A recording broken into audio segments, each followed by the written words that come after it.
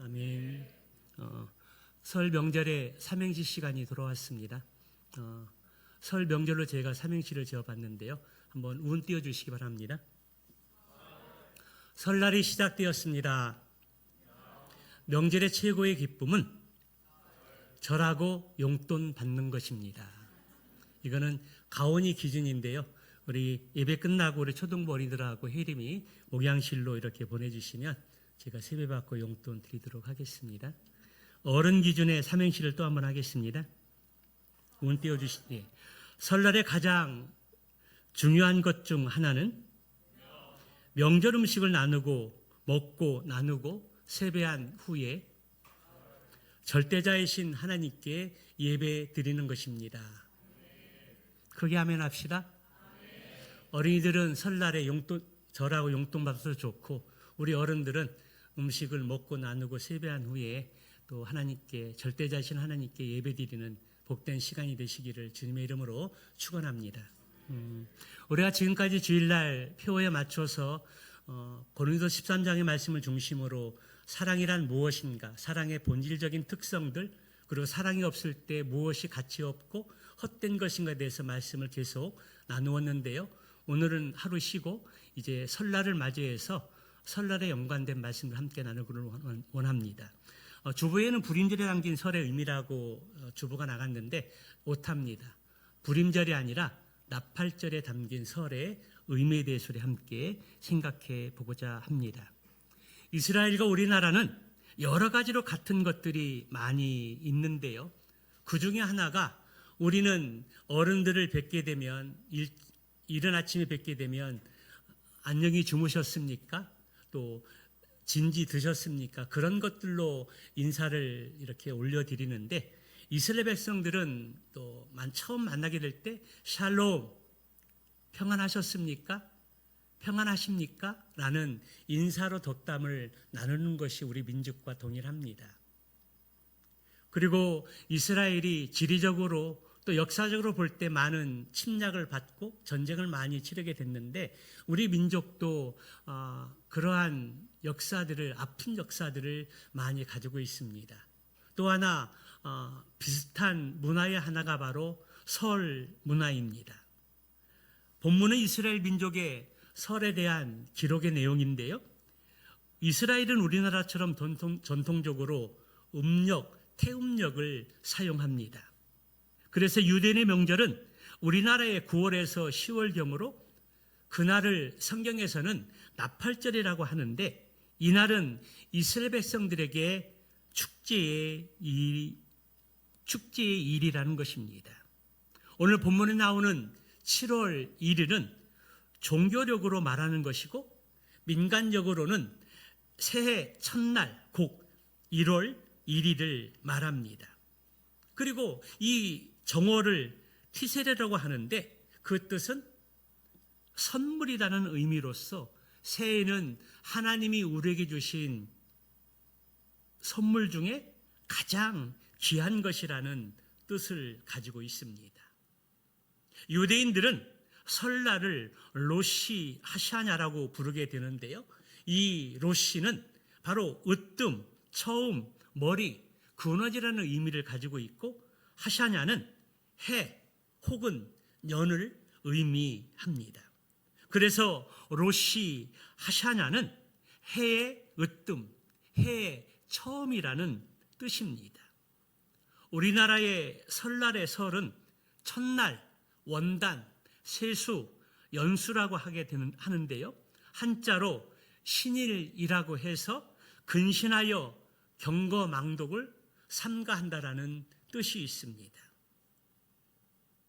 다른 의미로는 묵은 1년은 지나가고 새해를 기점으로 새로운 1년이 시작되게 되는데 이 1년의 운수는 그 첫날에 달렸다라고 생각했기 때문에 신일이라고 그렇게 붙여 불렀습니다. 오늘 23장의 말씀을 일컬어서 흔히 절기장이라고 말씀을 하게 되는데요. 하나님께서 이스라엘 백성들에게 출애굽한 이후에 광야의 생활을 지나게 될 때 7가지의 절기를 말씀해 주셨습니다. 그 7가지 절기 가운데 네 번째 절기가 바로 나팔절입니다. 24절의 말씀을 한번 우리 같이 보도록 할까요? 같이 봅니다. 시작. 이스라엘 자손에게 말하여 이르라. 일곱째 달 곧 그 달 첫날은 너희에게 쉬는 날이 될지니 이는 나팔을 불어 기념할 날이요 성회라.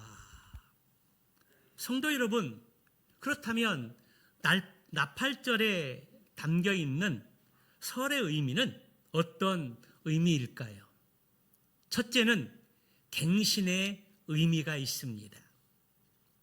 여기 갱신하는 의미를 보게 되면 기간을 연장한다는 뜻인데요.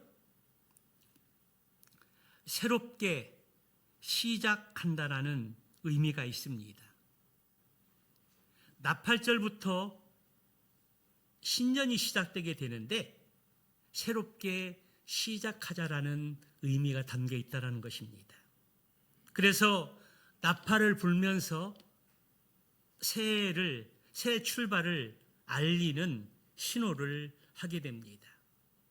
그래서 나팔절이 되면 예루살렘 성 안에 사는 유대인들이 다 예루살렘 성 안에 모여서 나팔을 하나씩 가지고 옵니다. 그리고 나팔을 불면서 새해가 시작되었음을 알립니다.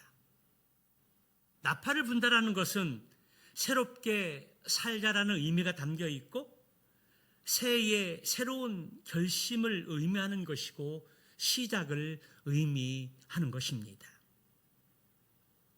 그런 의미에서 나팔을 부는 것입니다.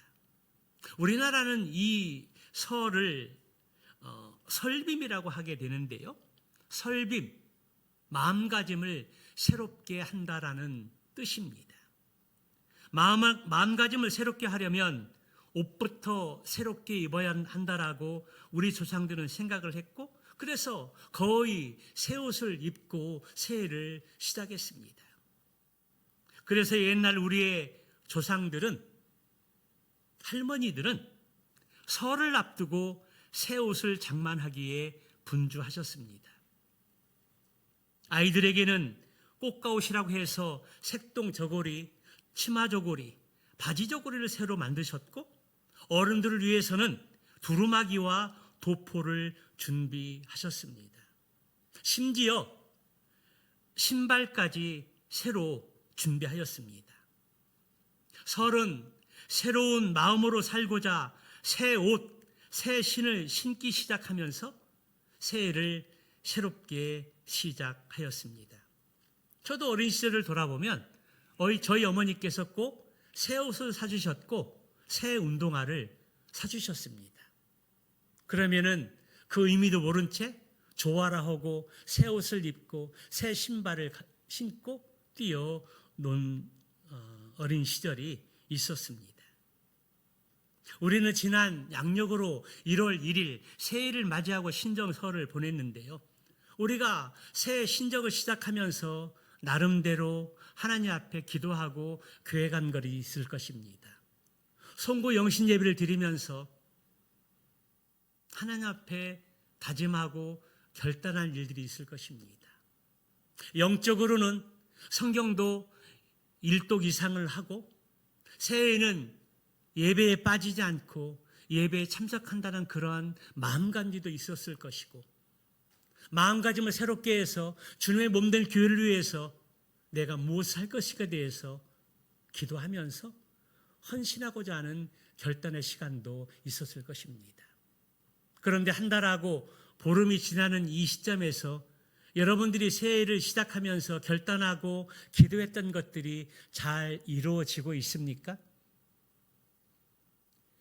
어떤 사람들은 그렇게 시작했지만 한 달 보름이 지난 이 시점을 보게 될 때 자신이 기도하고 계획하고 결단한 대로 행하는 사람들도 있지만 보편적으로 대부분의 사람들은 그것을 까마득히 잊고 살아가는 때가 있다라는 겁니다. 세상의 삶들이 분주하고 녹록하지 않기 때문에 하루하루 사는 것들이 바쁘고 힘들어서 내가 하나님 앞에 기도하고 계획한 것들을 놓칠 때가 많이 있다라는 겁니다. 그런데 오늘 우리는 구정으로 새해를 맞이하게 되었습니다.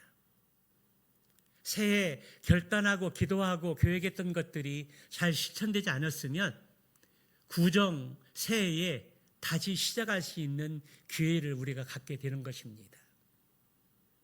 기도하는 가운데 내가 하나님 앞에 어떤 것을 계획하고 실천하기를 원했는지 오늘 다시 한번 수첩이나 다이어리를 꺼내놓고 점검해 보는 가운데 구정 새해를 시작하면서 다시 시작할 수 있는 기회가 되시기를 주님의 이름으로 축원합니다.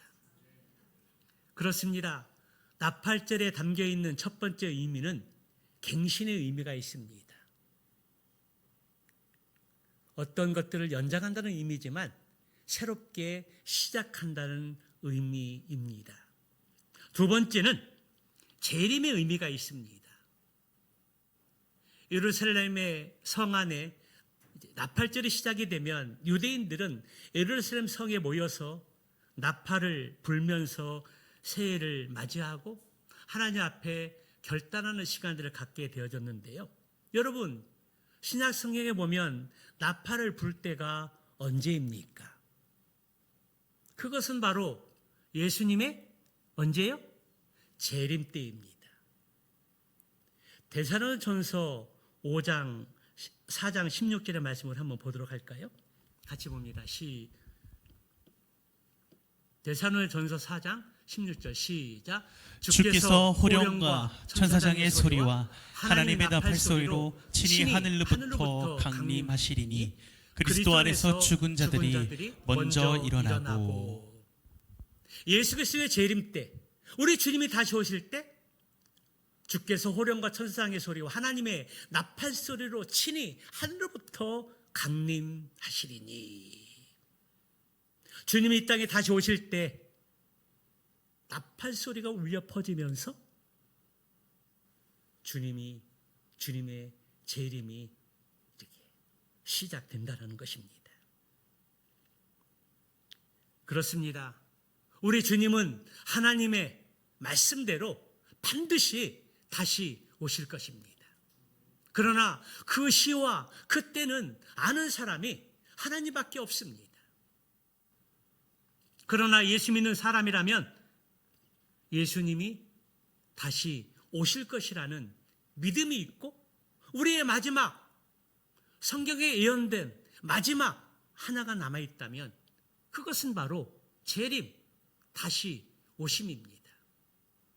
예수님의 탄생과 또 죽으심과 부활과 승천, 이 예수님에 연관된 네 가지는 다 이루어졌습니다. 그러나 마지막 재림, 2000년 전에 이미 예수님 말씀하셨고 또 사도행전 1장에 보게 되면 여기에 있는 너희들이 본 그대로 내가 다시 올 것이다. 예수님이 얼마 후에 금방 올 것처럼 느껴졌다라는 겁니다. 그런데 예수님께서 아직 오시지 못한 이유가 무엇일까요? 예수님이 지금으로 당장 오시게 되면 믿지 않는 영혼들이 하나님의 심판을 받게 됩니다.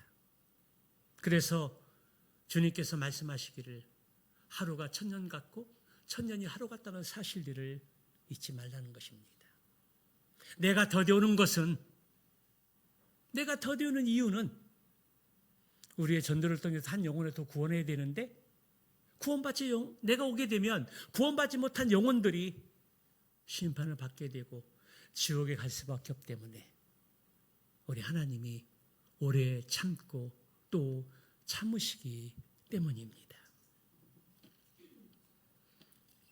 그 의미와 또 하나님의 뜻을 우리가 잘 마음에 새겨야 합니다. 당장 오고 싶어도 못 오시는 이유, 아직 내 가족 가운데, 우리 친족 가운데, 우리 친구 가운데 구원받지 못한 사람들이 너무나 많이 있다는 겁니다. 우리 주님이 참고 또 참고 오래 참고 계시다라는 것입니다. 그 의미와 마음이 나팔절에 담겨 있습니다. 그래서 이스라엘의 기독교인들은 나팔절의 믿음을 가지고 있었습니다. 그래서 해마다 나팔절이 되면 혹시 예수님이 오지 않을까 하는 기대와 소망을 가지고 긴장감을 늦추지 않았다라는 것입니다. 우리도 마찬가지입니다. 우리의 신앙이 나팔절의 신앙을 가져야 합니다. 설날은 1년이 시작되어지는 출발이기도 하지만 마지막을 준비하고 시작하는 것이 되어야 합니다. 그 준비는 오늘 주님이 오시더라도 맞이할 수 있는 준비입니다. 그 준비는 내일 주님이 오신다 할지라도 우리는 믿음으로 준비하는 기회가 되어야 합니다. 오늘이 아니고 내일이 아니더라도 언제 주님이 오신다 할지라도 우리는 하나님의 약속의 말씀을 믿고 믿음으로 기다리는 시간이 되어야 한다라는 것입니다. 우리가 아까 찬양 시간에도 찬송가 180장의 찬양을 드렸는데요. 우리 한번 그 찬양 우리 믿음으로 함께 드려보길 원합니다. 1절만 드리겠습니다.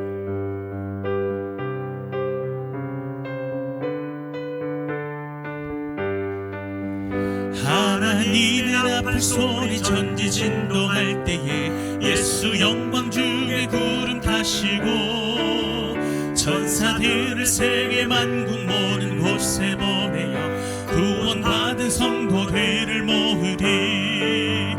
나팔 불 때 나의 이름, 나팔 불 때 나의 이름, 나팔 불 때 나의 이름 부를 때에 잔치 참여하겠네. 아멘. 나팔 불 때 나의 이름 부를 때 잔치에 참여할 수 있는 믿음이 있습니까? 아멘이십니까? 그렇습니다. 우리 이 차사의 가세 고백대로 나팔 불 때 나의 이름, 나팔 불 때 하나님의 천국 잔치에 참여하게 될 줄로 믿습니다. 그러나 아직 우리의 주변에 아직 마음의 문을 열어놓지 못하고 하나님의 말씀이 믿어지지 않아서 예수 믿지 않는 사람들이 너무나 많이 있다라는 겁니다.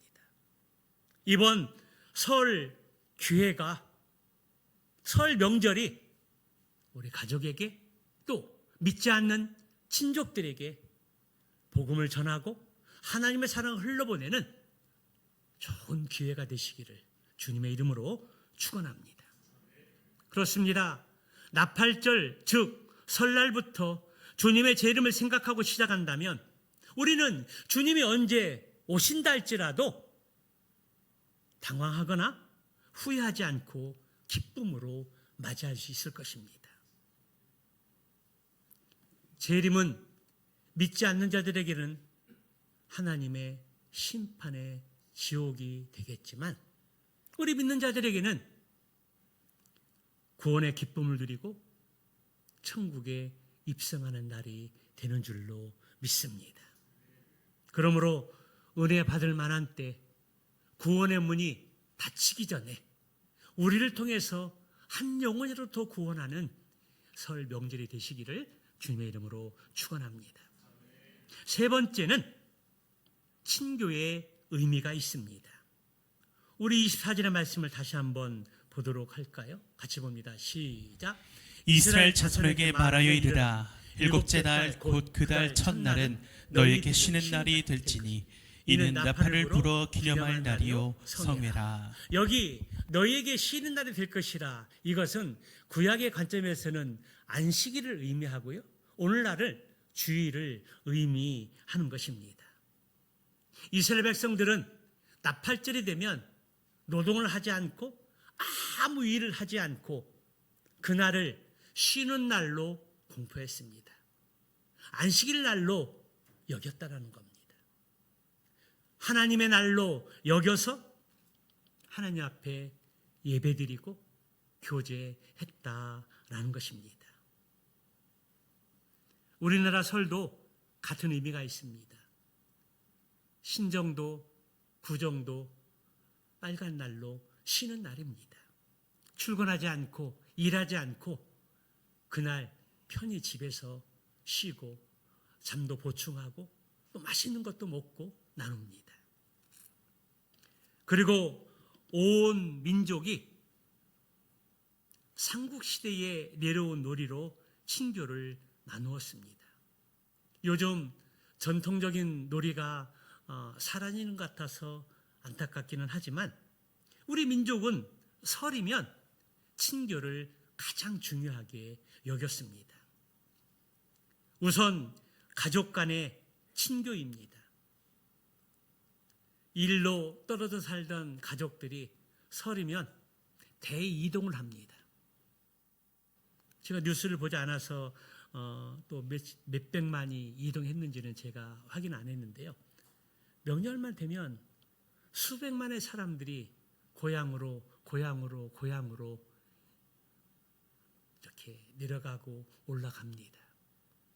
실향민들은 또 판문점을 찾아가서 또 차례를 지냅니다. 그래서 우리 민족이 설이 되면 흩어진 가족들이 함께 모여서 친교의 시간을 나누게 되는데요.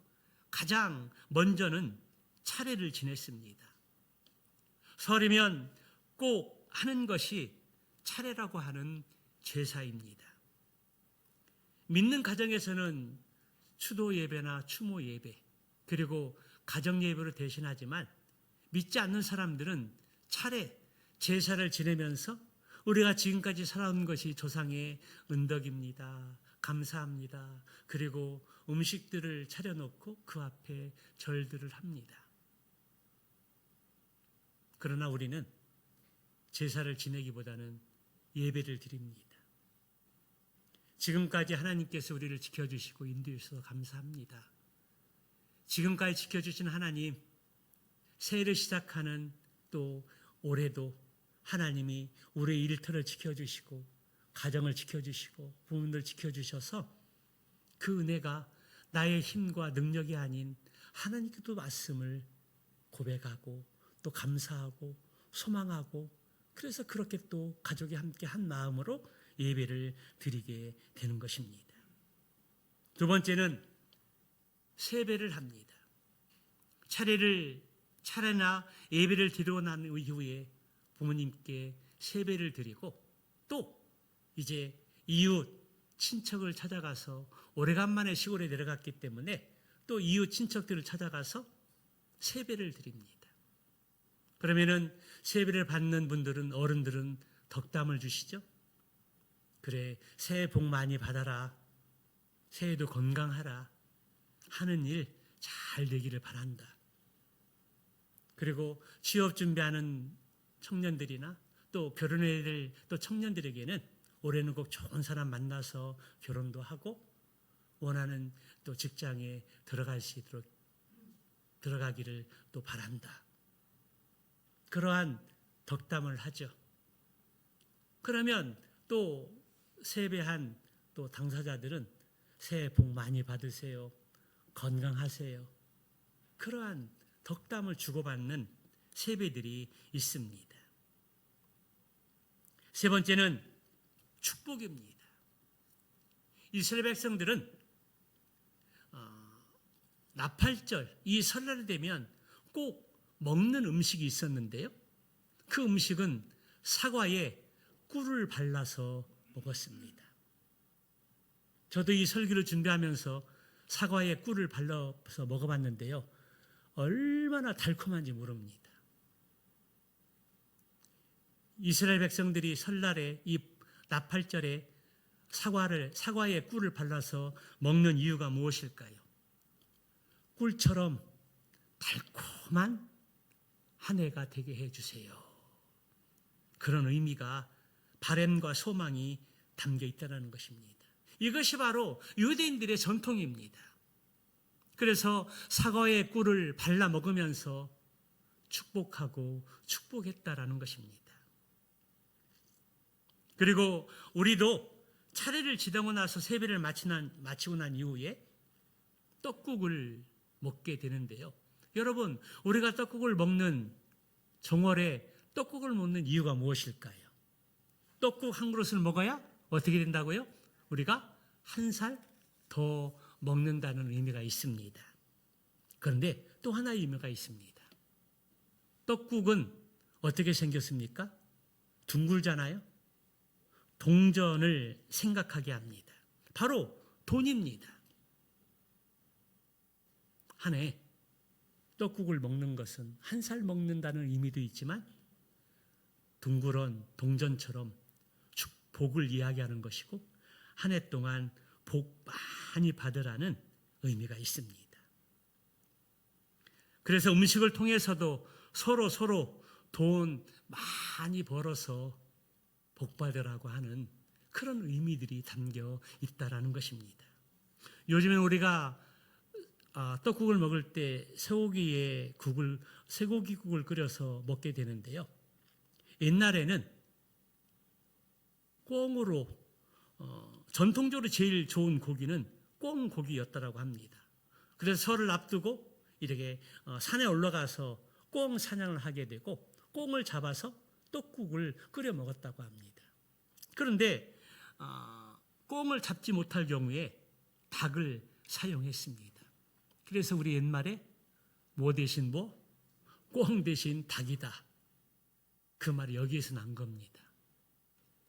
설 명절에 꽁 고기를 이렇게 고기 국물을 내서 대접하는 것이 최고의 대접인데 꽁을 잡지 못하면 꽁 대신 닭으로 국을 끓여서 떡국 한 그릇을 대접하고 서로 축복했다는 겁니다. 또 전통적인 놀이 하나가 널뛰기입니다. 설이면 이 마당 저 마당에서 널뛰기를 하게 되는데요. 서로 교대로 하늘을 치솟으면서 나 때문에 내가 오르고 너 때문에 내가 하늘로 치솟는 널뛰기를 하면서 서로가 잘 되기를 축복하였습니다. 널뛰기를 하고 친교를 하면서 다른 이가 높이 솟아오르도록 도와주는 미덕을 길렀습니다. 또 하나는 윷놀이입니다. 윷놀이는 이웃놀이의 준말입니다. 이웃들이 함께 모여서 긴긴 밤을 같이 놀면서 친교하며 지냈습니다. 그런데 이웃을 놀다 보면 싸움 나는 경우들이 있는데요. 승부욕들이 얼마나 강한 사람들이 있는지 지고 못 사는 사람들이 있습니다. 그래서 그 윷놀이 속에 하나의 미덕은 져주는 것이 이기는 것입니다. 승부욕 때문에 이기려고 그냥 이기려고 하는 사람한테는 져주는 것이 상책입니다. 윷놀이 하니까 4년 전에 돌아가신 어머니가 생각이 나는데요. 저희 어머니도 윷놀이를 얼마나 좋아하는지 모릅니다. 생전에 안 계시면 또 이웃집에 가서 윷놀이 하고 계시고요. 10원 따먹게 하게 되는데요. 아무리 떼도 100원을 넘지 않습니다. 그런데 하루 종일 100원 따려고 윷놀이 할까요? 아닙니다. 윷놀이 하면서 또 이웃과의 정을 쌓고 친교를 쌓는 겁니다. 그리고 깡통 돌리기도 하고 지불놀이를 하면서 밭에 또 논밭에 이렇게 불을 놓아서 해충을 잡고 이렇게 지를 이렇게 떠나보내는 그러한 놀이들이 있었습니다. 요즘에는 전통들이 많이 사라져서 아쉽긴 하지만 명절 때가 되면 시민들이 많이 모이는 장소나 또 민속촌에 그러한 놀이들을 이렇게 만들어 놓고 가족들이 함께 그 놀이에 참여할 수 있도록 그 멍석을 깔아주는 것들을 보게 됩니다.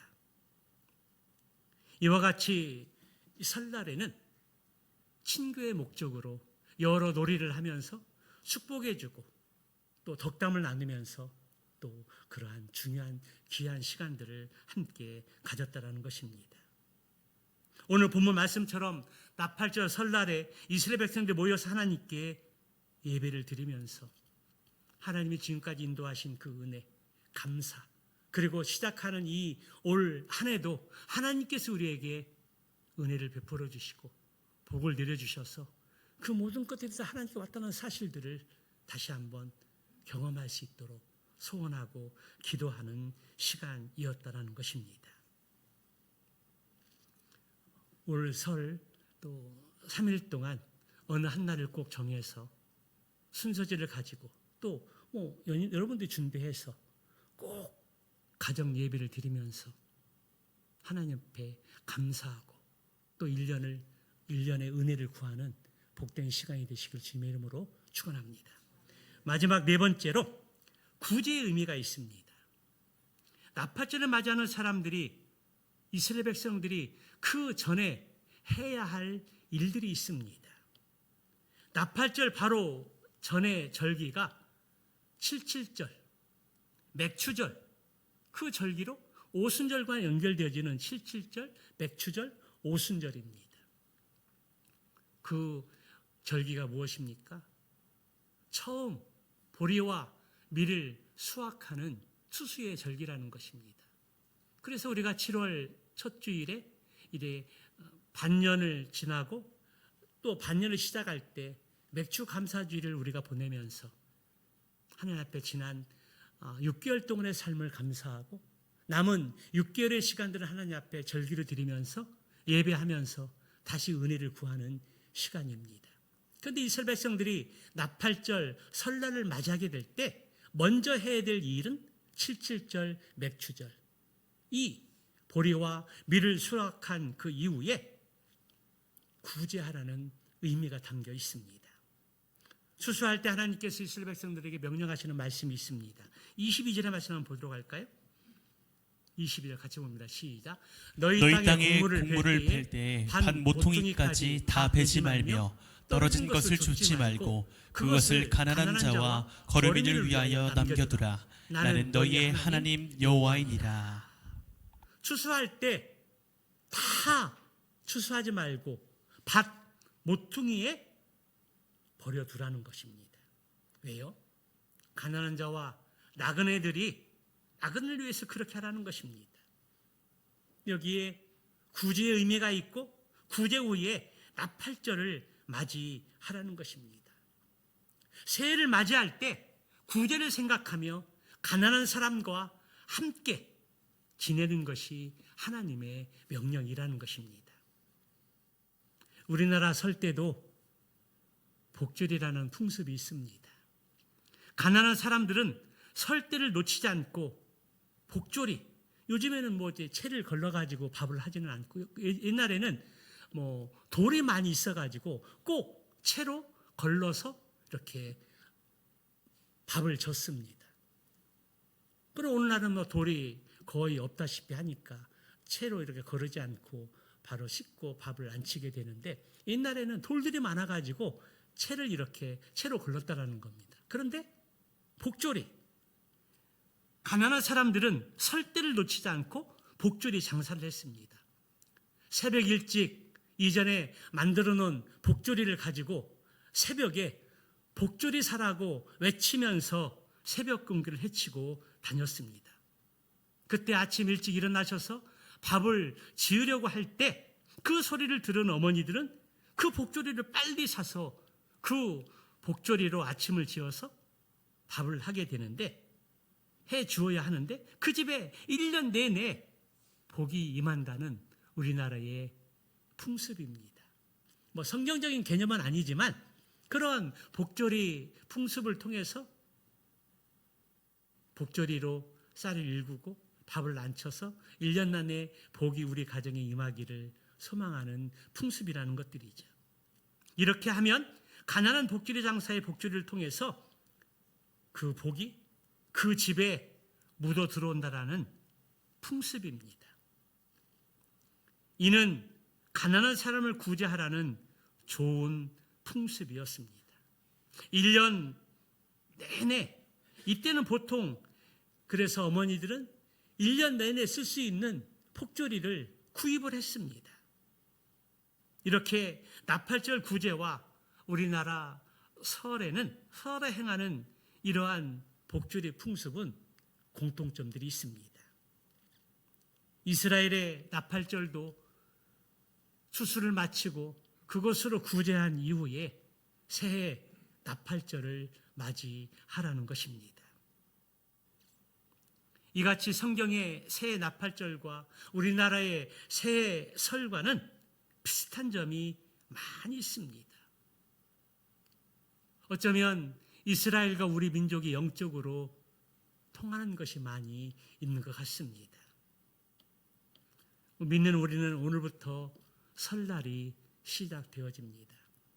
미리 부모님을 뵙고 오신 분들도 있지만 또 대부분의 사람들은 오늘로부터 이제 준비해 놓은 설 음식을 또 준비하고 또 가족, 친척, 이웃들을 맞이하는 시간들이 될 것입니다.